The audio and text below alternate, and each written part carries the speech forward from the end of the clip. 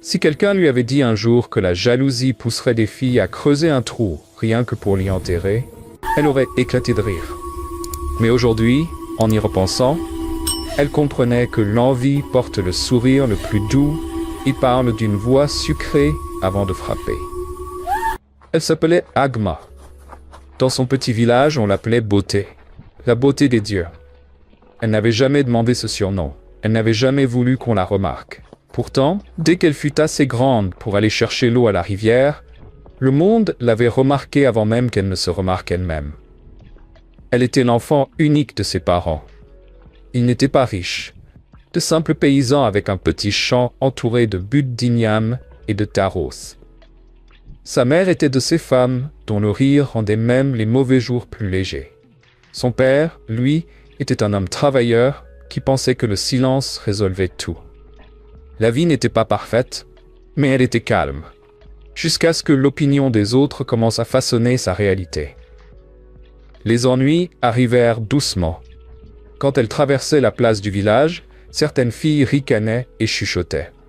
Au début, elle crut que c'était anodin. Un après-midi, en allant chercher de l'eau à la rivière, elle entendit l'une d'elles siffler entre ses dents. « Regardez comme elle marche, on dirait qu'elle possède tout le village juste parce que son visage est joli. » Elle se retourna. Anna, Olivia et Bant, 3 filles qui se déplaçaient toujours en meute. Leurs yeux mêlaient amusement et venin. Elle leur adressa un sourire gêné, espérant que la gentillesse arrangerait les choses. Ça ne marcha pas. À partir de ce jour, elle devint leur sujet de conversation quotidien. On entendait régulièrement « Beauté, jolie fille, ça n'est pas un exploit. Tu crois que le prince va t'épouser parce que ta peau brille ?» Parfois, elles imitaient même sa démarche. Elle rentrait chez elle en faisant comme si ça ne l'atteignait pas. Mais dès qu'elle fermait la porte, les larmes coulaient. Sa mère remarqua tout, comme toujours. « Ma fille, » disait-elle en lui caressant doucement la tête, « même le miel le plus doux attire les mouches jalouses. N'éteins pas ta lumière parce que les autres ne la supportent pas. » Ces mots la réconfortaient, mais ils n'arrêtaient pas la douleur. Être belle dans un petit village, c'était comme porter une malédiction. Un jour, les moqueries devinrent si violentes qu'elle supplia sa mère de ne pas l'envoyer au marché. Sa mère accepta, pensant que le repos l'aiderait. Ce fut là que tout prit une tournure plus sombre. Les filles commencèrent à l'appeler « fille serpent » ou « enfant esprit ». Elle chuchotait que sa beauté n'avait rien de normal, que sa mère avait dû aller consulter un féticheur pour la rendre aussi attirante. Bientôt, d'autres villageois se mirent à l'éviter eux aussi.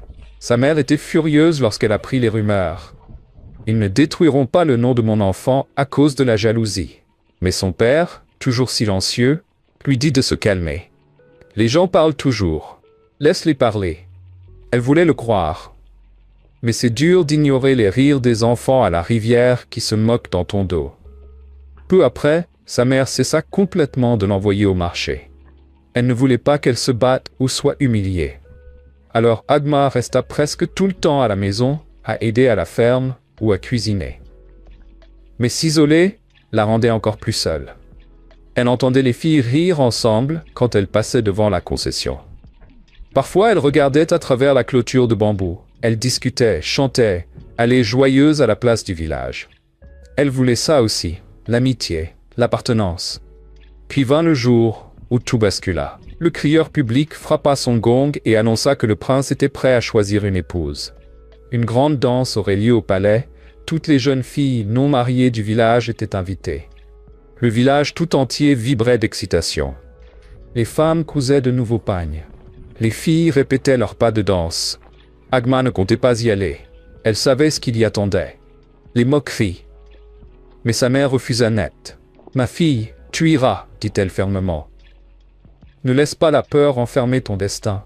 Qui sait, les dieux te souriront peut-être ce jour-là. » Alors elle se prépara en silence. Elle trouva un très beau pagne dans le coffre de sa mère. Sa mère lui prêta même l'un de ses colliers de coris. « Tu ressembles à une reine, » dit-elle en souriant fièrement. Pendant qu'Agma rêvait d'une belle soirée, d'autres tramaient sa perte. Le lendemain matin, à la rivière, Anna, Olivia et Bant se réunirent. « Vous croyez que Beauté viendra à la danse ?» demanda Bant. « Il vaut mieux pas, répondit Olivia. Si elle vient, personne ne nous regardera. Le prince la choisira direct. Alors on va faire en sorte qu'elle ne vienne pas, conclut Anna. Leur plan commença par faire semblant de l'aimer. Quelques jours plus tard, elles arrivèrent à la maison, tout sourire, avec des arachides grillés et des fruits en guise de cadeau de paix. Agma manqua défaillir de surprise. Elles dirent qu'elles regrettaient leur comportement, qu'elles avaient grandi et voulaient être amies. Sa mère n'y crut pas une seconde. Le soir même, elle prit sa fille à part. Agma, fais attention. Les serpents ne changent pas. Ils muent seulement. Mais le cœur d'Agma était fatigué de la solitude. Elle voulait croire que les gens pouvaient changer. Les filles vinrent presque tous les jours. Elle riait avec elle, lui tressait les cheveux, complimenta ses pas de danse. Agma recommença à leur faire confiance, même si quelque chose dans le regard de sa mère lui disait de ne pas le faire. Un après-midi, chez elle, elle leur montra la tenue qu'elle porterait à la danse. Elles poussèrent des « oh » admiratifs. « Tu ressembles à une déesse », dit Bant avec un sourire qui n'atteignait pas ses yeux. Agma ne le remarqua pas. C'était l'odeur du loup qui flatte sa proie. Plus tard, dehors, elles se mirent à chuchoter. Elles décidèrent de creuser une fosse dans la brousse et d'y attirer Agma le jour de la cérémonie. Elle la pousserait dedans, la blesserait et ruinerait ses chances d'y participer. Elles partirent dans la brousse avec pelle et houe. Elles creusèrent pendant des jours, suant et grognant, la haine les portant. Elles continuèrent jusqu'à ce que le trou soit assez large et profond pour leur plan. Le matin de la danse arriva. Sa mère la réveilla tôt, la serra fort et murmura « Ne les suis nulle part, va au palais toute seule, j'ai fait un mauvais rêve. » Agma promit d'être prudente. Sa mère partit au palais rejoindre les autres femmes pour cuisiner. Quelques heures plus tard, Agma vit les 3 filles arriver à la concession, vêtues de couleurs vives, belles comme des fleurs ouvertes. « Beauté !» appela Olivia. « On vient te chercher. On va prendre un raccourci par la brousse, comme ça personne ne verra nos tenues avant le palais. » Agma hésita. « Mais ma mère a dit... »« Ah, ne me dis pas que tu écoutes encore les superstitions de cette vieille femme, » coupa Anna en levant les yeux au ciel. « On est amis maintenant, non ?» Agma sourit faiblement. Son cœur disait « N'y va pas ». Sa tête disait « Elles ont changé ».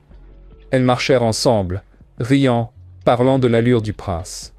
Pour la première fois depuis des mois, Agma se sentait vraiment heureuse. Puis, plus elle s'enfonçait dans la brousse, plus les rires s'éteignirent. Le sentier devint étroit et silencieux.